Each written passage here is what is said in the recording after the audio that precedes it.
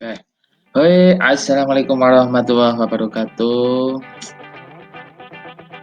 Makhluk bumi dimanapun berada, semoga kali ini kita masih dalam perlindungan Tuhan Yang Maha Esa, diberi kesehatan, masih diberi nikmat untuk makan yang enak, minum yang enak, melihat hal-hal yang luar biasa di sekitar kita. Baik, teman-teman, di sini kita akan mencoba apa ya namanya ini, bukan mau vonis ya, tapi ini mungkin cenderung ke perkiraan dalam kehidupan sehari-hari, tentunya di dalam dunia ini ya.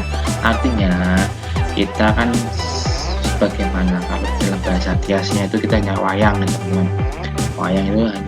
Wayang itu pasti ada yang menjalankan gitu kan ya. Yang menjalankan siapa? Ya itu Sang Pencipta paling tinggi, Tuhan Yang Maha Esa. Oke teman-teman, baik, langsung ke tema hari ini ya. Oke. Nah, di sini kita nanti akan berbicara mengenai di waktu inilah kita akan dibuka oleh nasib. Apakah kita kaya? Apakah kita memang harus dimiskinkan atau kita miskin? Nah, lagi ini hanya perkiraan ya, ini perkiraan karena yang mempunyai skenario di dunia ini adalah Tuhan Yang Maha Esa. Dia hanya menjalankan dan berusaha. Oke, berusaha dan berdoa tentunya, tidak hanya berdoa saja. Oke, langsung saja teman-teman ya. Ya, di sini kita akan mencoba menampilkan profil almarhum Kiai Haji Maimun Zubair ya. Beliau lahir di Indonesia mesti ya, tanggal 28 Oktober 1928 dan wafat di tanggal 6 Agustus 2019. Teman-teman mungkin tahu ya, wafatnya beliau itu setelah menjalankan sholat subuh pukul 4.03 dini hari waktu di Mekah ya, waktu naik haji, dan meninggal di rumah sakit Al-Nur Mekah ya. Karena nanti di sini ulasan ini akan berhubungan dengan apa yang pernah disampaikan oleh Mbah Yaimun Yuber. Oke, langsung saja teman-teman. Ya, oke.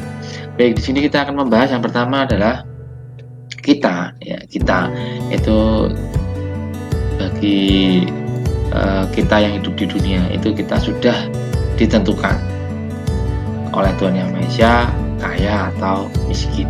Oleh sebab itu kita di sini harus mengetahui berapa umur kita, yang mana umur itu akan merupakan titik tolak kita hidup kaya atau miskin, teman-teman.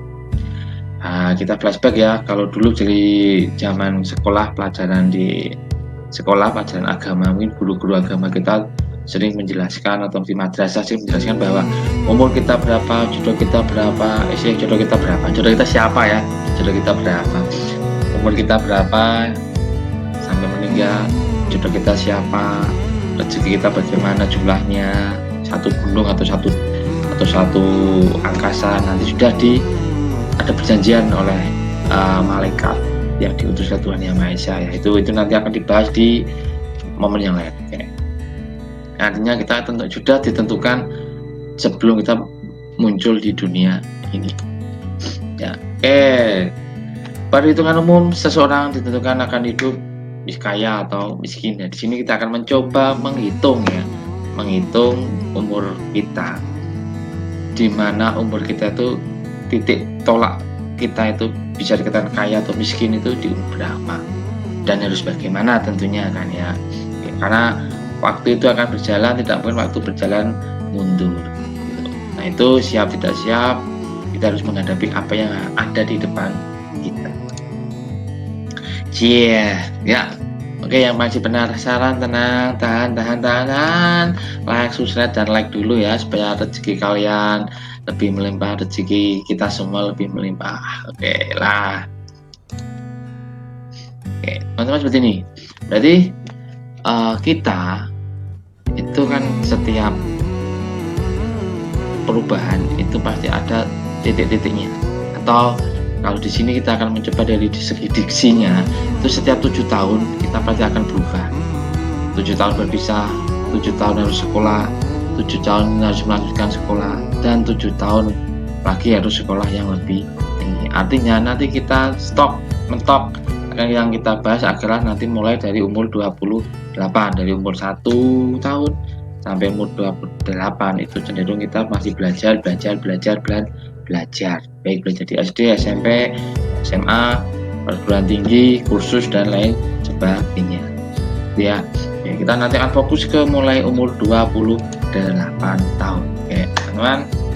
Jadi di sini disarankan oleh yang agamanya Islam itu kan sudah dijelaskan bahwa Nabi Muhammad itu kalau tidak salah ya ini menikah umur di 28, tidak salah ya.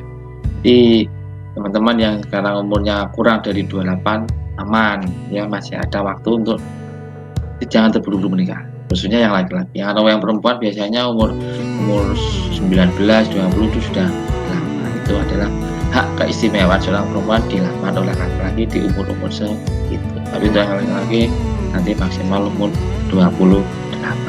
Oke, gitu ya. Artinya apa?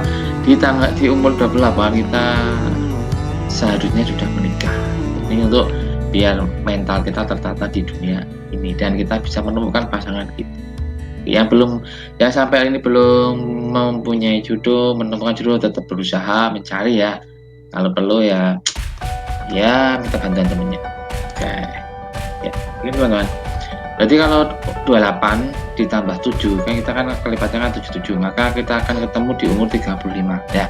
Di sini di umur 35 ini mau tidak mau harus, buat kami ya, ini kita harus sudah mempunyai pekerjaan. Karena apa? Karena pekerjaan salah satu faktor penting penunjang ekonomi kita, ya tidak? Ya kan? Jika di umur 35 kita belum mempunyai pekerjaan, berarti kita tanda kutip, artinya kita yang pertama adalah belum beruntung.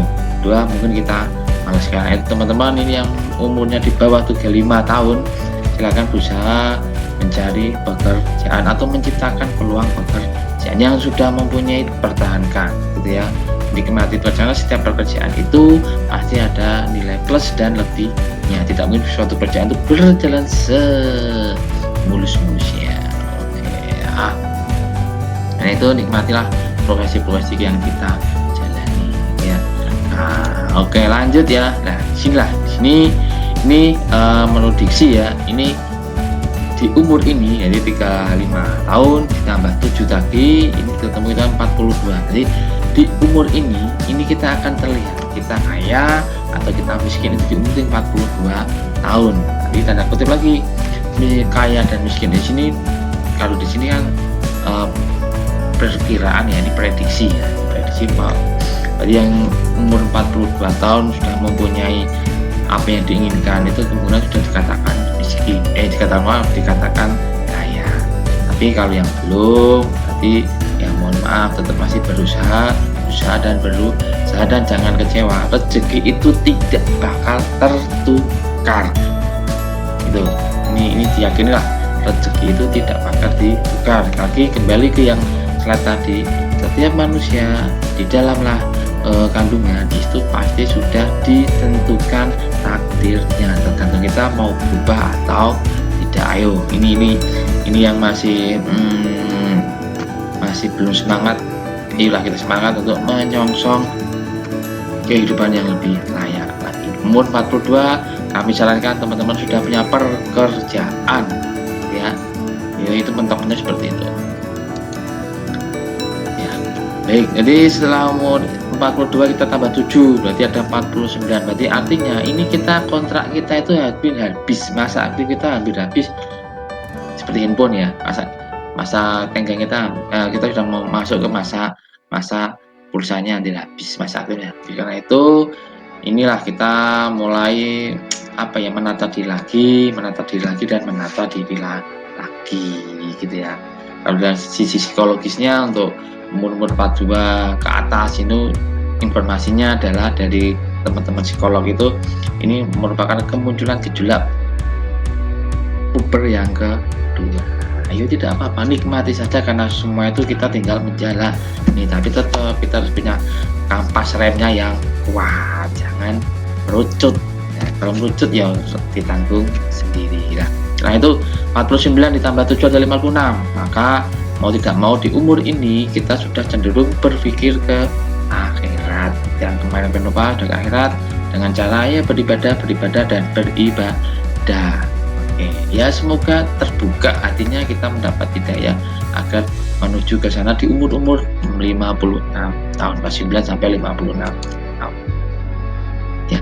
Nah, di umur tambah ya, di umur lagi kita masuk ke umur 69 ya, 7 tambah mohon maaf itu 7 kali tambah 49 63 ya. Jadi di umur 63 ini kita harusnya itu harus sudah pantas mati. Tapi kalau hidup juga alhamdulillah kita diberi umur panjang. Nah, itu ketika kita di umur panjang silakan dimanfaatkan sebaik-baiknya, karena Nabi Muhammad juga wafat di umur 63 tahun. Kita kalau lebih dari 63 berarti kita ditambahi bonus maka memanfaatkan sebaik. Oke teman-teman, yang kita simpulkan dari apa yang kita bahas di sini adalah bahwasanya kita bisa menentukan fase-fase kehidupan agar lebih baik di setiap fase. Ya, karena itu kita masih panjang waktunya yang anak-anak muda, yang umur masih muda ya, yang sudah umur 30 sampai 40, 50 dayunglah kita berkata lagi. Intinya kaya dan miskin itu kita sudah ditentukan oleh Tuhan Yang Maha Esa, kita hanya menjalani. Ya, apapun itu kita hanya menjalani, tidak usah gusar-gusur, tidak usah putus asa. Oke, sekian dari kami. Mohon maaf apabila ada kata yang salah. Tersemangat. Assalamualaikum warahmatullahi wabarakatuh.